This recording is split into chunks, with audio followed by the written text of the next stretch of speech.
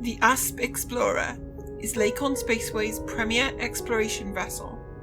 When used for its intended purpose, this ship not only delivers an incredible jump range and the internal capacity to equip all the surveying tools needed for long-range discoveries, but also offers a stunning pilot panorama through its 2-level bubble canopy. With engineering, this ship can boost to 546 meters per second, and that boost cycle is incredibly fast at only 4 seconds.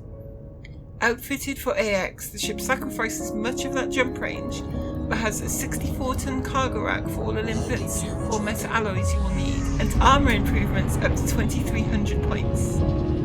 The Class 5 repair limpets will net you over 13% hull recovery per limpet. The hard points allow equipping all recommended AX weapons, 4 Gauss cannons, though only 1 medium, a flak launcher, and thermal vent beam. The major flaw of the ASP for AX combat are its relatively weak vertical and lateral thrusters, and it presents a large target for incoming fire. It isn't tanky enough to weather an onslaught, and may not be manoeuvrable enough to avoid one. My plan was to conduct testing by facing off against each interceptor variant, whether they be solo or in a group of several. The only way to know if the ship is suitable for AX combat is to throw it into the real thing.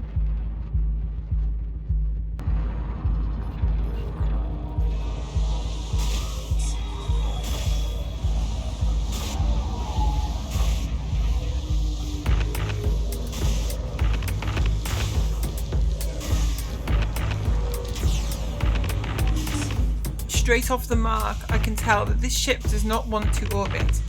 I am not going to be able to fly it like the Chieftain. It has relatively poor yaw and pitch rates, so attempting to follow the ideal orbit orientation means you cannot track your target.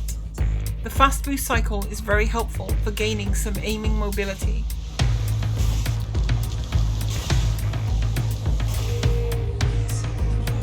The Asp Explorer is fast enough to avoid the lightning attack, but seemingly not manoeuvrable enough for me to jump on the second target like I would in the Chieftain. I had to wait until the lightning attack had expired before making my move.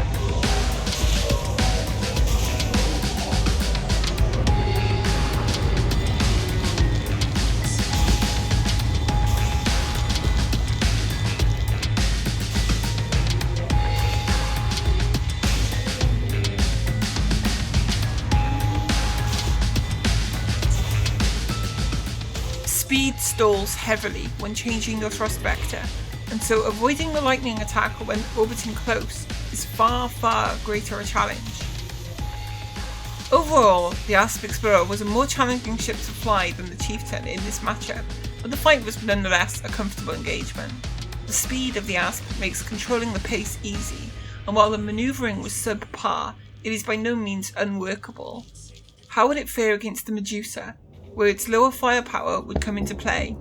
The difficulty in maintaining a tight orbit could severely hamper the Asp's ability to fight Medusa.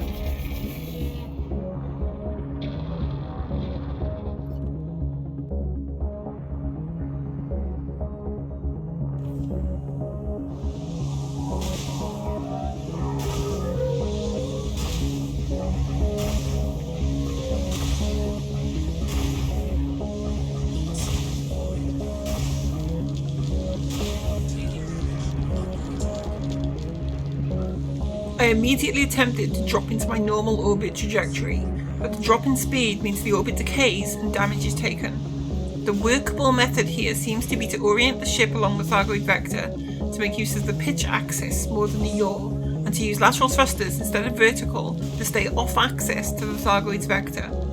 Suffice to say that boosting out of a decaying orbit is going to be a regular occurrence.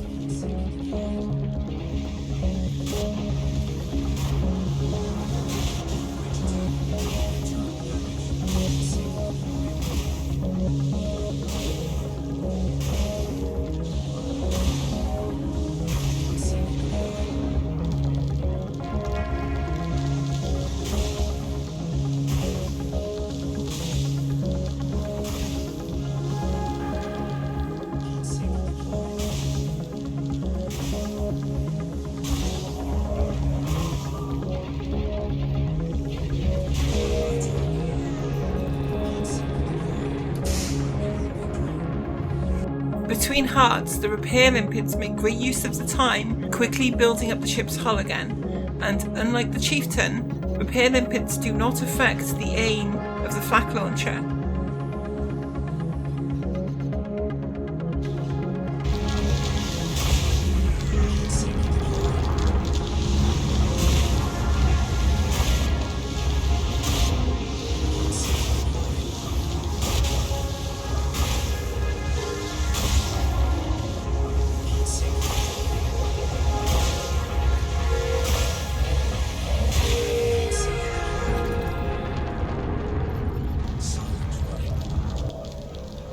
My thermal vent beam is only engineered to a range of 4.8 kilometers, so I suffer from the same orbit decay issues when working down the shield that I do on attacking runs.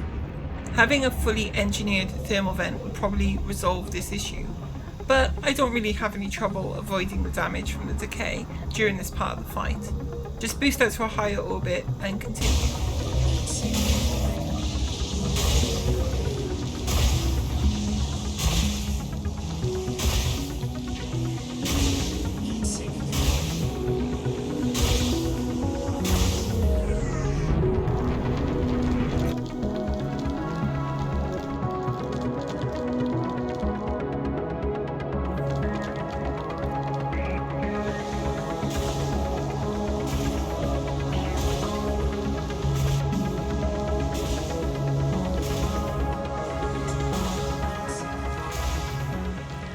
Mirroring the last fight, the Medusa was tougher than when using the Chieftain, and adjustments to flight maneuvers needed to be made, but again it was a relatively comfortable fight. The repair capacity and speed of the Asp meant that recovery between hearts was easy. Constant vigilance is needed due to the orbit decay issues, but it's workable. Now, I did take the Asp Explorer out against a Hydra, and was not successful in destroying it. However, I do believe it is possible to destroy a Hydra in this ship.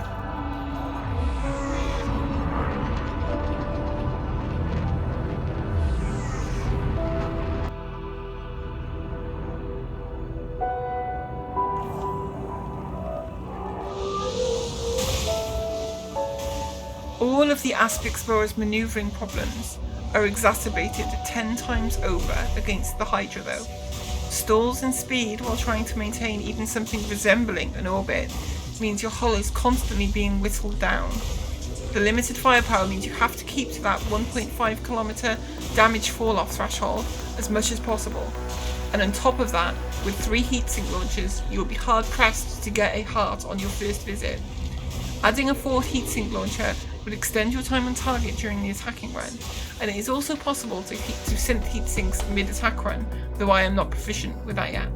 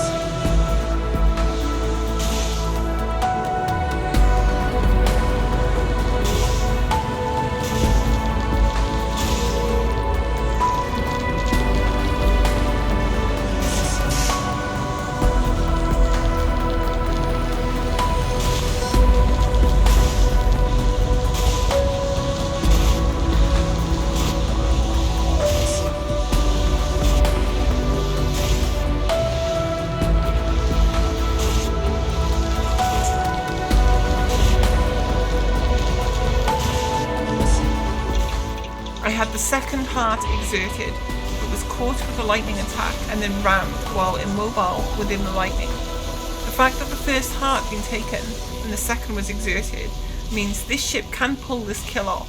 I just wasn't up to the task on this occasion.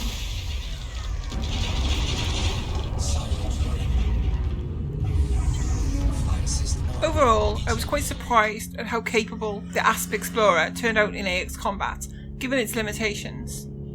I would not recommend it for a new pilot, as it really takes a lot of effort to make work, a task that will be easier after you have some experience to draw from. I know one thing for sure though, I will be revisiting the Asp Explorer Hydra in future.